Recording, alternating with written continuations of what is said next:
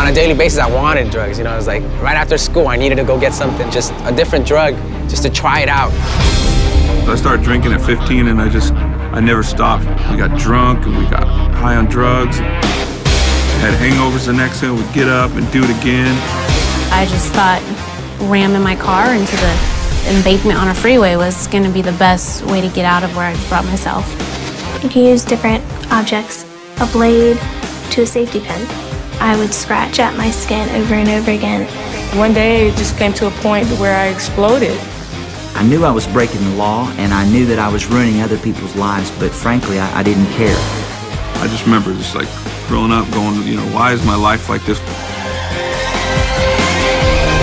I'd be miserable, you know, just be empty inside.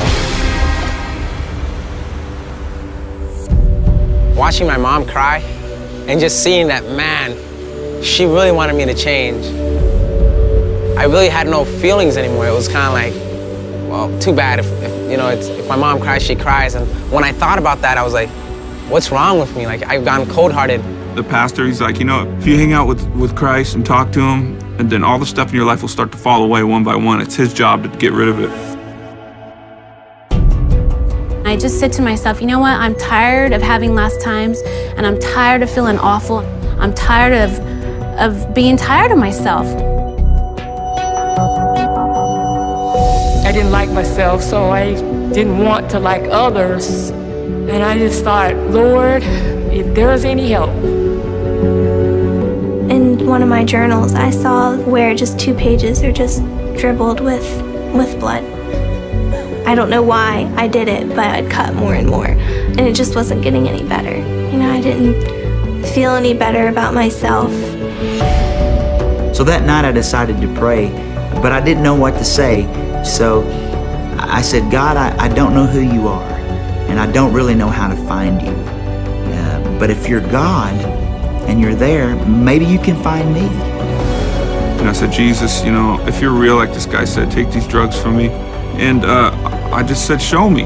It was something that, to me, I believe happened when I sincerely gave my heart to the Lord. I was able to be real, to be genuine with him about the hurt I was dealing with.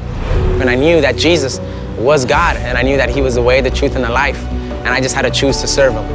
When we get that revelation and understand that Jesus died for our mistakes, man, we just were like, I'm saved, I'm rescued. I just told the Lord, I don't want me anymore. I need you, Lord. I want you to change me and make me new. When I came to Jesus, all I had to bring him was junk. I needed to ask for forgiveness.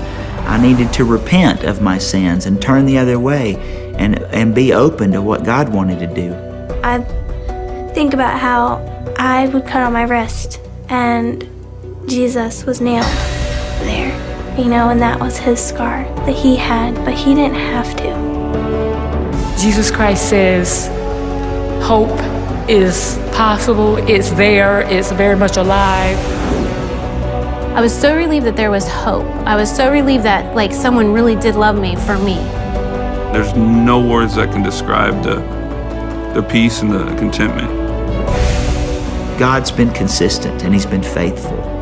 And it makes me love him today more than I ever have. God proved to me that he hears the heart cry of desperate people, regardless of where they are.